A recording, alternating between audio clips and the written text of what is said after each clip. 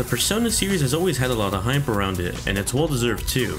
It has a lot of fantastic JRPG titles, but with the increase of the fanbase since Persona 4 Golden, Atlus has released a handful of spin-off titles starring our favorite teams from Persona 4. Persona 4 Arena and Persona 4 Ultimax were both fighting games that came out for the PS3 and the 360. We also had Persona Q, the first-person RPG for the 3DS. And now we have what might be the last spin-off title, Persona 4 Dancing All Night for the PlayStation Vita, a visual novel with music rhythm gameplay. Persona 4 Dancing All Night takes place about a month after the events of Persona 4 Golden. Famous idol star Rise is working on her big comeback into the music industry, so she enlists the help of her friends to help her as backup dancers at an upcoming performance at the Love Meets Spawn festival. The game starts off with Yu and Naoto rehearsing for the festival with Rise as the festival producer comes in and informs them that Rise and her friends will no longer be part of the performance, but instead she'll now be performing with junior idol named Konami. Konami is a junior idol who looks up to Rise and has her own group of idols called Konamen's Kitchen. Later in the game it's discovered that the reason for this big change is because the rest of the idol group has gone missing. Naoto links the situation to a recent rumor similar to the Midnight Channel called the Midnight Stage. The rumor this time around is if you see a video of a deceased idol at midnight on their particular website, you'll be teleported over to the other world and never return again. This is our introduction into the Midnight Stage, the new Midnight Channel-like world for Persona 4 Dancing All Night.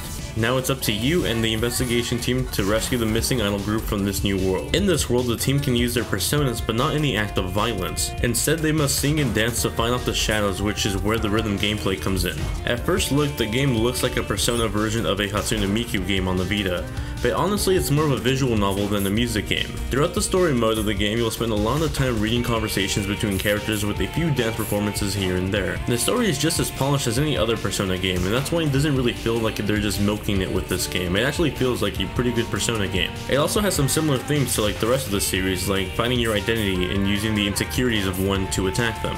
The music gameplay is pretty great. You're greeted with a view of the character you're playing as, dancing along to one of the over 30 music tracks in this game. The music ranges from the entire Persona 4 series of games, with some remixes to change up the pace of the songs. Some of the remixes even sound better than the original in my opinion. For example, the track Snowflake is much faster paced this time around, and I actually like it a lot better than the original version. In terms of gameplay, notes will fly to the corners of the screen, making you push either the D-pad or the face buttons in conjunction with the music. There's also different types of notes that will make you do different things, like holding down a specific button, or simply tapping it, or flicking the analog stick to activate the fever mode. Fever mode gets activated by flicking the analog stick whenever you see a rainbow ring on the screen. This will often make the music notes much more hectic or much faster paced, and also bring on a secondary character to dance with you. At the end of every performance, you'll earn Persona dollars. This is a currency that you could use to buy in-game items like new accessories or clothing for your characters. This also includes a new song. As far as the playable characters go, the characters consist of Yu, Chie, Yukiko, Kanji, Naoto, Yosuke, Teddy, Rise, Kanami, Nanako, and Margaret. But you can also get additional characters through DLC like Adachi and Marie from Persona 4 Golden. The one gripe I do have with this game is the fact that you can't choose which characters dance to which song.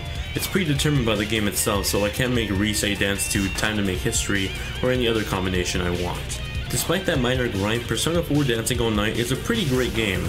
If you're expecting a new JRPG Persona game, then yeah, you're probably going to be disappointed. But if you look at this game for how it's meant to be looked at, a visual novel with music-based gameplay, then I think you're going to have a fun time with it. If this really is the last spin-off Persona 4 game, then I think the series will end on a good note right before the release of the long-awaited Persona 5. Thank you all very much for watching this review. I hope you guys found it useful and enjoyable. If you guys want to help with the channel, be sure to share it online as it helps more people find out about my work, so I really appreciate it. If you want to see more Persona videos from me, check out my breakdown of the newest Persona 5 trailer that just came out. You can check it out by clicking the top right corner of your screen, and I'll see you guys in the next one. Later!